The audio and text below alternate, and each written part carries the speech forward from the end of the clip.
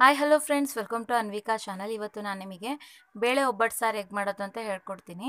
Last ವಿಡಿಯೋಲಿ ನಾನು ಬೇಳೆ ಒಬ್ಬಟ್ಟು ಹೇಗೆ ಮಾಡೋದು ಅಂತ ಹೇಳ್ಕೊಟ್ಟಿದ್ದೆ. ಸೊ ಬೇಳೆ ಕಟ್ ನೀರನ್ನ ಯೂಸ್ ಮಾಡಿ ಒಬ್ಬಟ್ಟು ಸಾರು ಹೇಗೆ ಮಾಡೋದು ಅಂತ ಹೇಳ್ಕೊಡ್ತೀನಿ. ತುಂಬ ಸಿಂಪಲ್ ಮತ್ತು ತುಂಬ ಚೆನ್ನಾಗಿರುತ್ತೆ. ಈ ಸಾರು ಮಾಡಲು ಬೇಕಾಗುವ ಇಂಗ್ರೀಡಿಯೆಂಟ್ಸ್ನ ನೋಡೋಣ. ನೋಡಿ, ಪಾತ್ರೆಯಲ್ಲಿ ನಾನು ಬೇಳೆ ಕಟ್ ನೀರು ತೆಗೆದಿಟ್ಕೊಂಡಿದ್ದೀನಿ. ಅಂದರೆ ನಾವು ಹೋಳಿಗೆಗೆ ಬೇಳೆ ಬೇಯಿಸಿದ್ವಲ್ಲ, ಆ ನೀರನ್ನ ಸೋಸಿ ತೆಗೆದಿಟ್ಕೊಂಡಿದ್ದೀನಿ. ಫ್ರೆಂಡ್ಸ್, ನಾನು ನಿಮಗೆ ಹೋಳಿಗೆ ರೆಸಿಪಿಲೇ ಹೇಳಿದ್ದೆ, ಒಬ್ಬಟ್ಟು ಸಾರು ಮಾಡೋದಿತ್ತು ಅಂದರೆ ನೀವು ಬೇಳೆ ಬೇಯಿಸ್ಬೇಕಾದ್ರೆ ನೀರಿನ ಕ್ವಾಂಟಿಟಿ ಜಾಸ್ತಿ ಇಟ್ಟು ಬೇಯಿಸ್ಕೊಳ್ಬೇಕು. ಯಾಕಂದರೆ ಈ ಒಬ್ಬಟ್ಟು ಸಾರಿಗೆ ನಾವು ನಾರ್ಮಲ್ ನೀರನ್ನ ಹಾಕೋಕ್ಕಿಂತ ಈ ಬೇಳೆ ಕಟ್ ಸಾರಲ್ಲೇ ಮಾಡಿದ್ರೆ ಅಂದರೆ ಒಬ್ಬಟ್ಟು ಸಾರು ತುಂಬ ಚೆನ್ನಾಗಿರುತ್ತೆ. ಮತ್ತು ಇದರೊಳಗೆ ನಾನು ಇದು ಬಿಸಿ ಇದ್ದಾಗಲೇ ನಾನು ಒಂದು ಕಡ್ಡಿಯಷ್ಟು ಕರಿಬೇವು ಎಲೆಗಳನ್ನ ಹಾಕಿಟ್ಕೊಂಡಿದ್ದೀನಿ. ಟೇಸ್ಟ್ ಚೆನ್ನಾಗಿರುತ್ತೆ ಒಬ್ಬಟ್ಟು ಸಾರಿಗೆ. 1.5 ಲೀಟ್ರಷ್ಟು ಬೇಳೆ ಕಟ್ ನೀರಿದೆ. ಇದಕ್ಕೆ ನಾವು ಮಸಾಲೆಗೆ ಮೀಡಿಯಮ್ ಸೈಜಿಂದ ಒಂದು ಈರುಳ್ಳಿನ ಈ ರೀತಿ ಸಣ್ಣದಾಗಿ ಕಟ್ ಮಾಡಿ ಇಟ್ಕೊಂಡಿದ್ದೀನಿ. ಒಂದು 6 ರಿಂದ 8 ಬೆಳ್ಳುಳ್ಳಿ ಹೆಸಲು, 2 ಬ್ಯಾಡಗೆ ಮೆಣಸಿನ್ಕಾಯಿ ತೊಗೊಂಡಿದ್ದೀನಿ. ಅದೇ ರೀತಿ ಒಂದು 2 ಗುಂಟೂರು ಮೆಣಸಿನ್ಕಾಯಿ ಫ್ರೈ ಮಾಡ್ಕೊಳ್ಳೋಕ್ಕೆ, ಮತ್ತು ಒಂದು ಸಣ್ಣ ಕಪ್ಪಲ್ಲಿ 1 ಕಪ್ಪಷ್ಟು ಫ್ರೆಶ್ ತೆಂಗಿನಕಾಯಿ ತುರಿ. ಎಲ್ಲದನ್ನು ನಾವು ಸ್ವಲ್ಪ ಎಣ್ಣೆ ಹಾಕಿ ಫ್ರೈ ಮಾಡಿ ಮಸಾಲೆ ಮಾಡ್ಕೊಳ್ಬೇಕು. ಮತ್ತು ಒಂದು ನಿಂಬೆಹಣ್ಣು ಗಾತ್ರದಷ್ಟು ಹುಣಸೆಹಣ್ಣ ಬೇಳೆ ಕಟ್ ನೀರಲ್ಲೇ ನೆನೆಸಿಟ್ಕೊಂಡಿದ್ದೀನಿ. ಒಗ್ಗರಣೆಗೆ ಒಂದು 4 ಬೆಳ್ಳುಳ್ಳಿನ ಈ ರೀತಿ ಕುಟ್ಟಿ ತೆಗೆದಿಟ್ಕೊಂಡಿದ್ದೀನಿ. ಸ್ವಲ್ಪ ಕರಿಬೇವು, ಒಂದು ಸ್ವಲ್ಪ ಕೊತ್ತಂಬರಿ ಸೊಪ್ಪು, 2 ಒಣಮೆಣಸಿನ್ಕಾಯಿ, 1 ಟೀ ಸ್ಪೂನಷ್ಟು ಸಾಸಿವೆ, ಒಂದು 3 ಟೇಬಲ್ ಸ್ಪೂನಷ್ಟು ಹೋಳಿಗೆ ಹೂರಣ. ಇದು ಹೇಗೆ ಮಾಡೋದು ಅಂತ ನಾನು ಒಬ್ಬಟ್ಟು ರೆಸಿಪಿಲಿ ಹೇಳ್ಕೊಟ್ಟಿದ್ದೆ.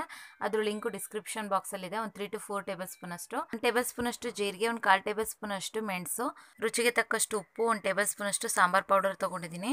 ಈ ಸಾಂಬಾರು ಪೌಡರ್ ಹೇಗೆ ಮಾಡೋದು ಅಂತಲೇ ಹೇಳ್ಕೊಟ್ಟಿದ್ದೆ. ಅದ್ರ ಲಿಂಕು ಡಿಸ್ಕ್ರಿಪ್ಷನ್ ಬಾಕ್ಸಲ್ಲಿದೆ. ಒಂದು 3 ಟೇಬಲ್ ಸ್ಪೂನಷ್ಟು ಎಣ್ಣೆ, ಒಂದು 1/4 ಟೀ ಸ್ಪೂನಷ್ಟು ಅರಿಶಿನ ಪುಡಿ. ಇಷ್ಟೇ ಫ್ರೆಂಡ್ಸ್, ಇದು ಮಾಡಲು ಬೇಕಾಗುವ ಇಂಗ್ರೀಡಿಯೆಂಟ್ಸ್. ಈಗ ಹೇಗೆ ಮಾಡೋದು ಅಂತ ನೋಡೋಣ. ಈಗ ಒಬ್ಬಟ್ಟು ಸಾರಿಗೆ ಮಸಾಲೆ ರೆಡಿ ಮಾಡ್ಕೊಳ್ಳೋಣ. ಒಂದು ಪ್ಯಾನ್ಗೆ 1 ಟೇಬಲ್ ಸ್ಪೂನಷ್ಟು ಎಣ್ಣೆ ಹಾಕಿದ್ದೀನಿ. ಎಣ್ಣೆ ಬಿಸಿ ಆಗಿದ್ದು ಕಟ್ ಮಾಡಿ ಇಟ್ಟಿರೋಂಥ ಈರುಳ್ಳಿ, ಬೆಳ್ಳುಳ್ಳಿ ಮತ್ತು ಒಣಮೆಣ್ಸಿನ್ಕಾಯಿನ ಹಾಕಿ ಲೈಟ್ ಗೋಲ್ಡನ್ ಕಲರ್ ಬರೋ ತನಕ ಚೆನ್ನಾಗಿ ಫ್ರೈ ಮಾಡ್ಕೊಳ್ಬೇಕು. ಈ ಒಬ್ಬಟ್ಟು ಸಾರು ಸ್ವಲ್ಪ ಕ್ವಾಂಟಿಟಿಯಲ್ಲಿ ಮಾಡ್ತಿರೋದ್ರಿಂದ ಮಸಾಲೆ ಎಲ್ಲನೂ ಸ್ವಲ್ಪ ಯೂಸ್ ಮಾಡಿದ್ದೀನಿ. ಜಾಸ್ತಿ ಕ್ವಾಂಟಿಟಿಯಲ್ಲಿ ಸಾರು ಮಾಡೋದಿತ್ತು ಅಂದರೆ ಈ ತೊಗೊಂಡಿರೋ ಮಸಾಲೆದನ್ನೇ ಡಬಲ್ ಆಗಿ ತೊಗೊಳ್ಬೇಕು. ನೋಡಿ, ಈರುಳ್ಳಿ ಈ ರೀತಿ ಗೋಲ್ಡನ್ ಕಲರ್ ಆಗಿದೆ. ಈಗ ತುರಿದಿಟ್ಟಿರುವಂಥ ತೆಂಗಿನಕಾಯಿನ ಹಾಕಿ ಇನ್ನೊಂದು ನಿಮಿಷ ಚೆನ್ನಾಗಿ ಫ್ರೈ ಮಾಡ್ಕೊಳ್ಬೇಕು. ಟೊಮೊಟೊನೂ ಹಾಕಿನೂ ಮಾಡ್ಬೋದು ಫ್ರೆಂಡ್ಸ್. ನಾನು ಟೊಮೊಟೊ ಹಾಕಿ ಇನ್ನೊಂದು ವೆರೈಟಿಯಲ್ಲಿ ಮಾಡೋಣ ಅಂತ ನಾನು ಇದಕ್ಕೆ ಟೊಮೊಟೊ ಯೂಸ್ ಮಾಡಿಲ್ಲ. ನೀವು ಟೊಮೊಟೊ ಹಾಕ್ಕೊಳ್ಳೋದಿತ್ತು ಅಂದರೆ ಕಟ್ ಮಾಡಿ ಇದ್ರ ಜೊತೆಗೆ ಈಗ ಫ್ರೈ ಮಾಡ್ಕೊಳ್ಬೇಕು.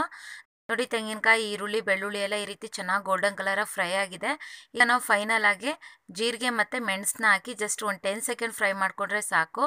ಇದ್ರ ಜೊತೆಗೆ ನೀವು ಒಂದು ಅರ್ಧ ಇಂಚಷ್ಟು ಚಕ್ಕೆ, ಒಂದು ಲವಂಗನೂ ಹಾಕ್ಕೊಳ್ಬೋದು. ನೋಡಿ, ಮಸಾಲೆ ಎಲ್ಲ ಈ ರೀತಿ ಚೆನ್ನಾಗಿ ಗೋಲ್ಡನ್ ಕಲರಾಗಿ ಫ್ರೈ ಆಗಿದೆ. ಈಗ ನಾವು ಸ್ಟವ್ ಆಫ್ ಮಾಡ್ಕೊಳ್ಳೋಣ. ಇದು ಕಂಪ್ಲೀಟಾಗಿ ತಣ್ಣಗಾದ್ಮೇಲೆ ಇದ್ರ ಜೊತೆಗೆ ಉಳಿದಿರೋ ಇಂಗ್ರೀಡಿಯೆಂಟ್ಸ್ನ ಹಾಕಿ ಇದನ್ನ ಮಸಾಲೆ ರೆಡಿ ಮಾಡ್ಕೊಳ್ಬೇಕು. ಫ್ರೈ ಮಾಡಿ ಇಟ್ಟಿರುವಂಥ ಮಸಾಲೆ ಕಂಪ್ಲೀಟಾಗಿ ತಣ್ಣಗಾಗಿದೆ. ಅದನ್ನು ಮಿಕ್ಸಿ ಜಾರಲ್ಲಿ ಹಾಕ್ಕೊಂಡಿದ್ದೀನಿ.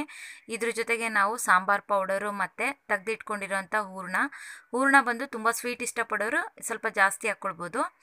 ಮತ್ತು ಇದ್ರ ಜೊತೆಗೆ ನೆನೆಸಿಟ್ಟಿರುವಂಥ ಹುಣಸೆಹಣ್ಣಿನ ರಸ, ಬೇಳೆ ಕಟ್ ನೀರನ್ನು ಹಾಕ್ಕೊಳ್ಬೇಕು. ಒಂದು 1/4 ಟೀ ಸ್ಪೂನಷ್ಟು ಅರಿಶಿನ ಪುಡಿನ ಹಾಕಿ ಇದನ್ನ ಫುಲ್ಲು ಸ್ಮೂತ್ ಪೇಸ್ಟಾಗಿ ರುಬ್ಕೊಳ್ಬೇಕು. ನೋಡಿ, ಈ ರೀತಿ ಫುಲ್ಲು ಸ್ಮೂತ್ ಪೇಸ್ಟಾಗಿ ರುಬ್ಕೊಂಡಿದ್ದೀನಿ. ನೋಡಿ, ಈ ರೀತಿ ಒಂದು ಪಾತ್ರೆಯಲ್ಲಿ ನಾನು ಬೇಳೆ ಕಟ್ ನೀರನ್ನ ಹಾಕ್ಕೊಂಡಿದ್ದೀನಿ. ಇದಕ್ಕೆ ನಾವು ರುಬ್ಬಿಟ್ಟಿರುವಂಥ ಮಸಾಲೆನ ಹಾಕ್ಕೊಳ್ಳೋಣ. ನೋಡಿ, ಮಸಾಲೆ ಹಾಕ್ಕೊಂಡಿದ್ದೀನಿ. ಮತ್ತು ಈ ಬೇಳೆ ಕಟ್ ನೀರನ್ನೇ ಮಿಕ್ಸಿ ಜಾರಿಗೆ ಹಾಕಿ ಇನ್ನೊಂದ್ಸತಿ ಕ್ಲೀನಾಗಿ ಇದನ್ನ ಜಾಲಿಸಿ ಹಾಕ್ಕೊಳ್ತಾ ಇದ್ದೀನಿ. ನಾನು ನಿಮಗೆ ಹೇಳ್ದಂಗೆ ಆದಷ್ಟು ನೀವು ಈ ಬೇಳೆ ಕಟ್ ನೀರಲ್ಲೇ ಯೂಸ್ ಮಾಡಿ. ತುಂಬ ಕಡಿಮೆ ಅನ್ನಿಸ್ತು ಅಂದರೆ ಒಂದು ಸ್ವಲ್ಪ ಮಾಮೂಲಿ ನೀರನ್ನ ಯೂಸ್ ಮಾಡ್ಬೋದು. ಈ ರೀತಿ ಎಲ್ಲ ಮಸಾಲೆನೂ ಹಾಕಾಗಿದೆ. ಈಗ ಕ್ಲೀನಾಗಿ ಇದನ್ನ ಕಲಿಸ್ಕೊಳ್ಬೇಕು. ಇದ್ರ ಜೊತೆಗೆ ರುಚಿಗೆ ತಕ್ಕಷ್ಟು ಉಪ್ಪು ಮತ್ತು ಕಟ್ ಮಾಡಿ ಇಟ್ಟಿರುವಂಥ ಕೊತ್ತಂಬರಿ ಸೊಪ್ಪನ್ನ ಹಾಕಿ ಒಂದ್ಸತಿ ಚೆನ್ನಾಗೆಲ್ಲ ಮಿಕ್ಸ್ ಮಾಡ್ಕೊಳ್ಬೇಕು. ನೋಡಿ, ಈ ಕನ್ಸಿಸ್ಟೆನ್ಸಿಯಲ್ಲಿ ಇದೆ. ತುಂಬ ಗಟ್ಟಿನೂ ಇಲ್ಲ, ತುಂಬ ತೆಳುನೂ ಇಲ್ಲ. ಈ ರೀತಿ ಮಸಾಲೆ ಎಲ್ಲ ಮಿಕ್ಸ್ ಮಾಡಾದ್ಮೇಲೆ ಸ್ಟವ್ ಆನ್ ಮಾಡಿ ಒಂದು 5 ರಿಂದ 6 ನಿಮಿಷದವರೆಗೂ ಚೆನ್ನಾಗಿ ಕುದಿಯಕ್ಕೆ ಬಿಡಬೇಕು. ಒಂದು 5 ನಿಮಿಷದಿಂದ ಈ ರೀತಿ ಚೆನ್ನಾಗಿ ಕುದೀತಿದೆ. ನೋಡಿ, ಉಪ್ಪು ಹುಳಿ ಚೆಕ್ ಮಾಡ್ಕೊಂಡಿದ್ದೀನಿ. ಈಗ ಕರೆಕ್ಟಾಗಿದೆ. ಈಗ ಇದಕ್ಕೆ ಒಗ್ಗರಣೆ ಹಾಕ್ಕೊಳ್ಳೋಣ. ಒಂದು ಸಣ್ಣ ಕಡೆಗೆ ಒಂದು 3 ಟೇಬಲ್ ಸ್ಪೂನಷ್ಟು ಎಣ್ಣೆ ಹಾಕಿದ್ದೀನಿ. ಎಣ್ಣೆ ಬಿಸಿ ಆಗಿದ್ದು ಸಾಸಿವೆ, ಜೀರಿಗೆ ಹಾಕ್ಕೊಳ್ಳೋಣ. ಸಾಸಿವೆ, ಜೀರಿಗೆ ಈ ರೀತಿ ಚಟಪಟ ಅಂದಿದ್ದು ಕುಟ್ಟಿಟ್ಟಿರುವಂಥ ಬೆಳ್ಳುಳ್ಳಿ, ಕರಿಬೇವು, ಒಣಮೆಣ್ಸಿನ್ಕಾಯಿನ ಹಾಕಿ ಚೆನ್ನಾಗಿ ಫ್ರೈ ಮಾಡ್ಕೊಳ್ಬೇಕು. ನೋಡಿ, ಈ ರೀತಿ ಫ್ರೈ ಆಗಿದ್ದು ಲಾಸ್ಟಿಗೆ ಒಂದು ಚಿಟಿಕೆಯಷ್ಟು ಹಿಂಗು ಪುಡಿ ಹಾಕಿ ಸ್ಟವ್ ಆಫ್ ಮಾಡ್ಕೊಳ್ಳೋಣ. ಈ ಒಗ್ಗರಣೆನ ಕುದೀತಿರೋ ಸಾರಲ್ಲಿ ಹಾಕಿ ಚೆನ್ನಾಗಿ ಒಂದ್ಸತಿ ಮಿಕ್ಸ್ ಮಾಡ್ಕೊಳ್ಬೇಕು. ನೋಡಿ, ಈ ರೀತಿ ಎಲ್ಲ ಚೆನ್ನಾಗಿ ಮಿಕ್ಸ್ ಮಾಡಾಗಿದೆ. ಈಗ ಇದು ರೆಡಿ ಇದೆ. ನಾವು ಸ್ಟವ್ ಆಫ್ ಮಾಡ್ಕೊಳ್ಳೋಣ. ಸರ್ವಿಂಗ್ ಬೌಲ್ಗೆ ಹಾಕ್ಕೊಳ್ಳೋಣ. ನೋಡಿದ್ರಲ್ಲ ಫ್ರೆಂಡ್ಸ್, ಎಷ್ಟು ಈಸಿಯಾಗಿ ಒಬ್ಬಟ್ಟು ಸಾರು ಅಥವಾ ಹೋಳಿಗೆ ಸಾರು ಮಾಡೋದು ಅಂತ. ಹೋಳಿಗೆಗೆ ಇದು ಸೈಡ್ ಡಿಶ್ ಆಗಿ ತುಂಬ ಚೆನ್ನಾಗಿರುತ್ತೆ. ಅಂದರೆ ಹುಳಿಯಾಗಿ, ಖಾರ ಆಗಿ ತುಂಬ ಚೆನ್ನಾಗಿರುತ್ತೆ. ಮತ್ತು ಈ ಒಬ್ಬಟ್ಟು ಸಾರು ನಾರ್ಮಲ್ ಅನ್ನ ಜೊತೆಗೂ ತಿನ್ಬೋದು. ಈ ರೆಸಿಪಿನ ನಿಮ್ಮ ಮನೇಲೂ ಟ್ರೈ ಮಾಡಿ ನೋಡಿ. ಈ ವಿಡಿಯೋ ಇಷ್ಟ ಆಯಿತು ಅಂದರೆ ಈ ಚಾನಲ್ನ ಪ್ಲೀಸ್ ಲೈಕ್ ಮಾಡಿ, ಶೇರ್ ಮಾಡಿ ಆ್ಯಂಡ್ ಸಬ್ಸ್ಕ್ರೈಬ್ ಮಾಡಿ. ಮತ್ತು ನಿಮ್ಮ ಅನಿಸಿಕೆ, ಅಭಿಪ್ರಾಯಗಳನ್ನ ಕಮೆಂಟ್ ಮೂಲಕ ತಿಳಿಸಿ. Thank you.